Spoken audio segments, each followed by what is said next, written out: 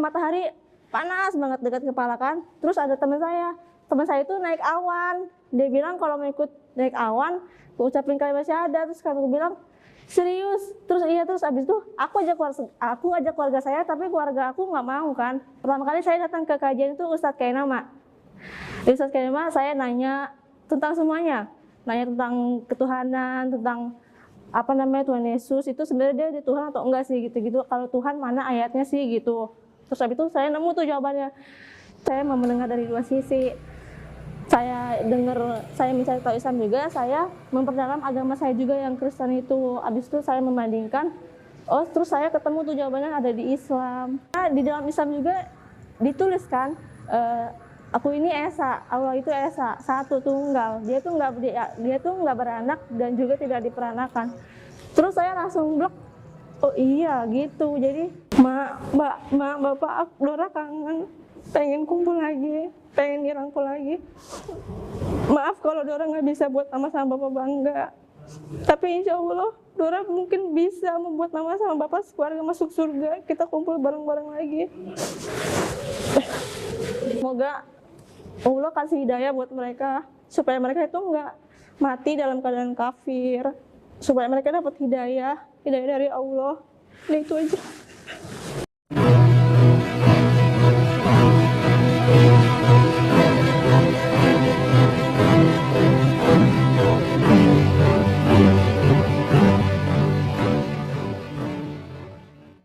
Assalamualaikum warahmatullahi wabarakatuh. Alhamdulillahilladzi hadana li hadza wa ma kunna linahtadiya laula an hadanallah. Wa may yahdihillahu fala mudhillalah wa may yudlil fala hadiyalah. Innallahi yudi ma yasha wa yudillu ma yasha. Asyhadu an la ilaha illallah wahdahu la syarikalah wa asyhadu anna Muhammadan abduhu wa rasuluh la nabiyya ba'da. Puji syukur kehadiran Allah Subhanahu wa taala karena kita diberikan waktu dan kesempatan berjumpa kembali melalui channel Salam Satu Akidah. Semoga kita semua dirahmati Allah dan diberi kekuatan serta keteguhan hati di dalam iman Islam untuk terus meningkatkan iman serta ketakwaan kita terhadap Allah Subhanahu wa taala.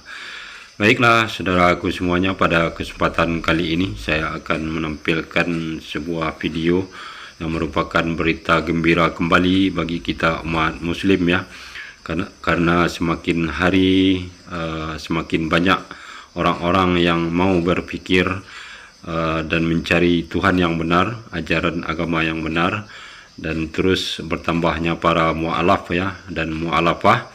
Dan pada video sebelumnya 4 orang ya dari keluarga yang berbeda sudah menjadi mu'alaf dari daerah Nusa Tenggara Timur, dan kali ini datang seorang mu'alafah yang cerdas juga, yang berasal dari daerah Batak, Sumatera Utara atau kota Medan ya, yang dia berasal dari marga Aritonang, dan setelah menjadi mu'alaf namanya adalah Sophia Humairah. Nah, bagaimana kisah yang sangat mengharukan dari Sophia ini, kita nanti akan dengarkan bersama ya, betapa berat ujian yang harus dilalui untuk menjadi seorang muslim atas diberikannya hidayah oleh Allah Subhanahu wa taala ya, walaupun dia harus berpisah dengan keluarga tercintanya demi mencintai Allah dan menjadi seorang muslim yang taat dan beriman kepada Allah Subhanahu wa taala. Nah, bagaimana kisah selengkapnya langsung saja kita dengarkan. Namun terlebih dahulu tentunya saya mengucapkan terima kasih atas dukungan ke channel ini dengan subscribe. Juga yang baru bergabung jangan lupa subscribe dan di-share. Dan kita dukung juga semua channel-channel Islam untuk terus menjadi corong dakwah guna membentengi umat dari upaya pemurtadan dan upaya penangkalan akidah umat muslim. Nah, tanpa panjang mukadimah lagi, langsung saja kita simak videonya. Selamat menyaksikan.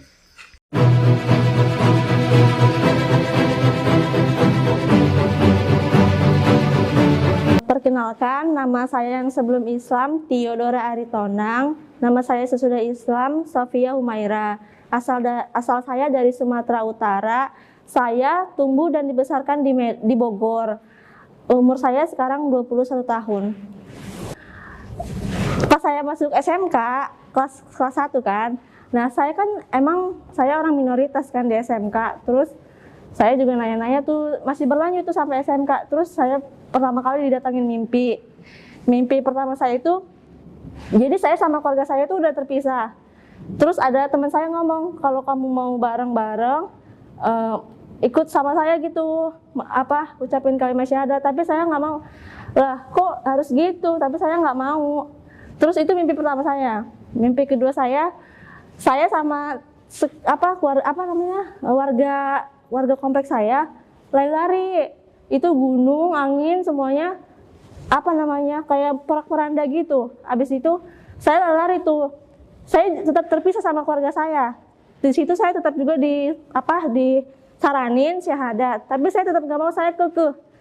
Terus habis itu mimpi ketiga saya kan, mimpi ketiga saya itu matahari panas banget dekat kepala kan. Terus ada teman saya itu naik awan. Dia bilang kalau mau ikut naik awan, ucapin kalimat syahadat. Terus aku bilang serius. Terus abis itu aku ajak keluarga saya, tapi keluarga aku nggak mau kan. Terus aku ngucapin kalimat syahadat. Terus aku ikut sama dia naik awan itu. Nah abis itu aku ceritakan sama teman-teman, itu bunga tidur nggak sih? Itu bunga tidur atau apa sih? Terus kata dia, mungkin tuh hidayah, tapi mending kamu tanya deh sama yang lebih ahli. Dia bilang kayak gitu. Nah terus saya nanya-nanya terus kan, sharing-sharing sama SMK itu. Terus saya minta didatangin ke kajian. Pertama kali saya datang ke kajian itu Ustadz Kainama. Ustadz Kainama saya nanya tentang semuanya. Nanya tentang ketuhanan, tentang Tuhan Yesus itu sebenarnya dia Tuhan atau enggak sih gitu-gitu. Kalau Tuhan mana ayatnya sih gitu. Terus habis itu saya nemu tuh jawabannya. Terus saya nangis di situ kan. Terus kata Ustadz Kainama, kamu mau syahadat sekarang?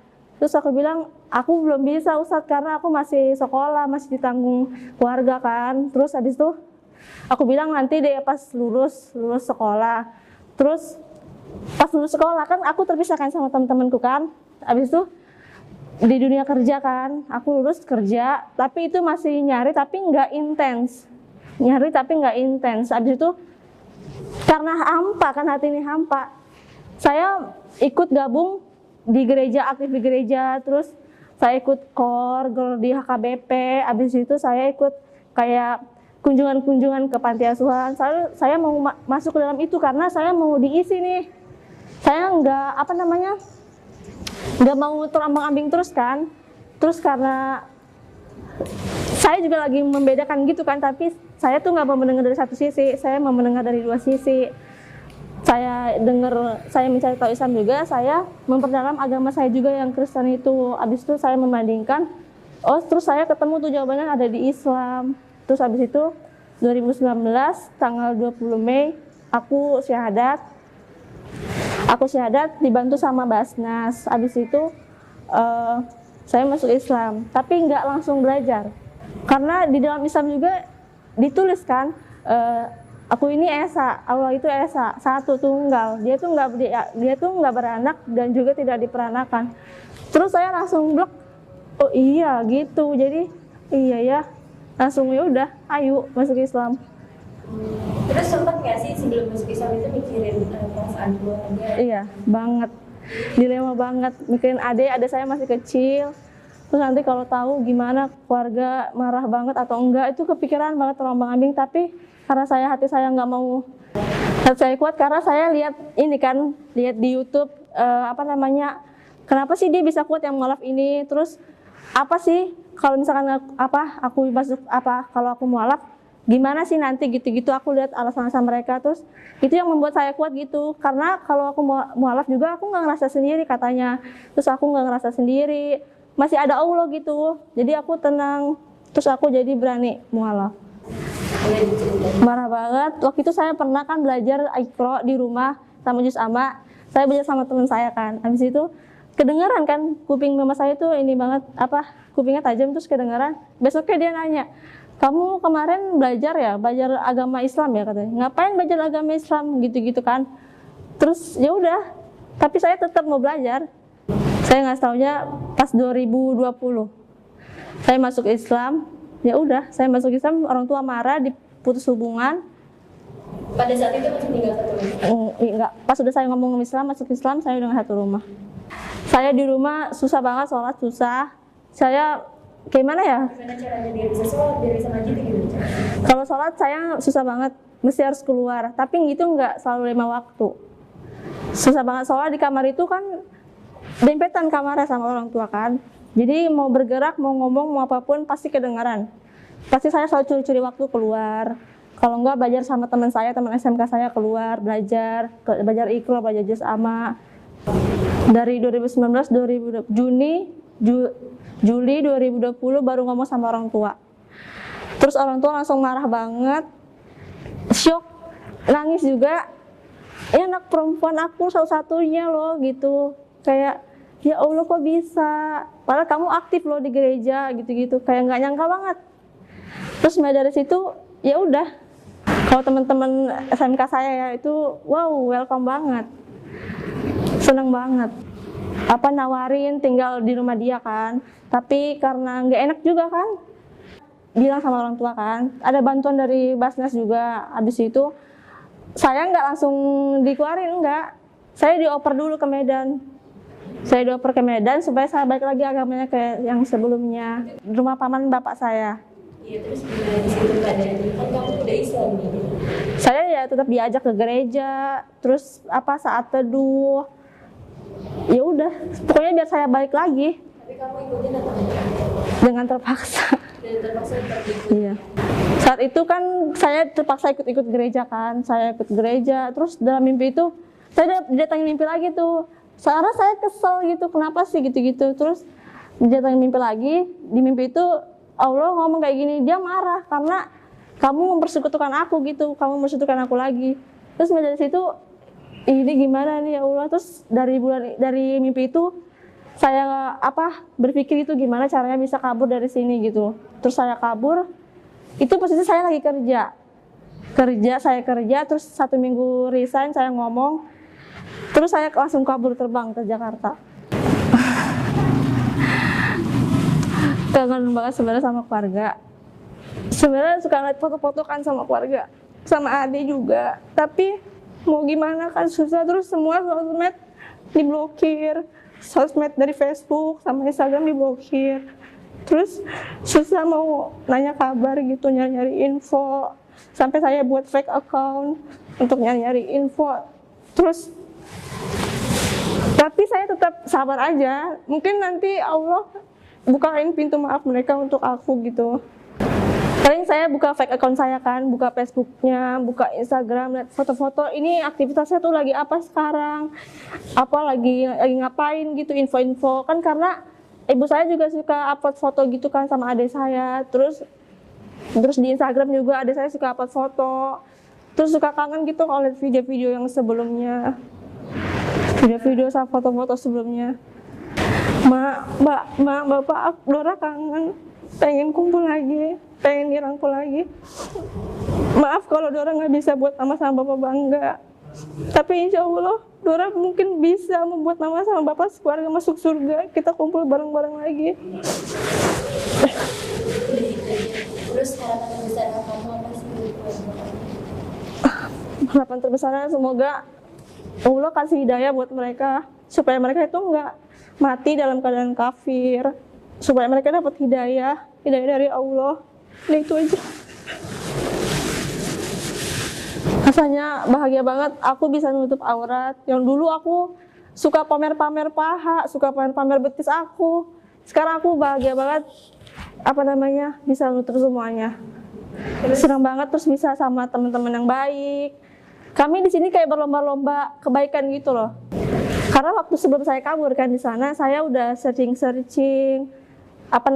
tuh mau cari yang ada pesantrennya gitu supaya saya bisa concern di situ, saya fokus di situ gitu. Terus saya lihat di YouTube ada info kontak Ustadz Namaban, terus saya langsung hubungin. Pertama emang berat banget ya, karena pertama kali kan puasa. Terus abis itu Tapi di sini tuh bisa gimana ya, pas lagi mau buka kan, temen-temen tuh kayak senang banget gitu loh, kayak ayo bareng-bareng buka puasa gitu, kayak bahagia banget lah pokoknya. Kesannya itu di sini banyak teman-teman yang baik, teman-teman yang soleha, teman-teman yang mau ngajarin aku walaupun aku masih nol ya. Masih nol, pokoknya mau ngajarin aku dengan baik, dengan sabar banget. Pesannya untuk para mualaf, jangan takut. Pokoknya jangan takut, kamu tuh nggak bakal sendirian. Ada Allah, terus ada teman-teman yang bakal ngerangkul. Kalian tuh harus percaya, kamu itu nggak sendirian. Pasti ada Allah dan ada teman-teman yang ngerangkul. Itu pesan saya. Masya Allah, Alhamdulillah ya. Puji dan syukur kita panjatkan kepada Allah Subhanahu wa Ta'ala. Betapa mengharukan dan betapa berat jalan yang dilalui mu'alafah kita ini untuk mendapatkan hidayah dari Allah Subhanahu wa Ta'ala. Dan tentunya dan sepatutnya kita selalu bersyukur ya kepada Allah Subhanahu wa Ta'ala, apalagi kita sebagai umat muslim dari lahir ya, maka kita akan selalu mengucap Rabbana la tuzigh qulubana ba'da idh hadaitana wa hab lana min ladunka rahmah innaka antal wahhab.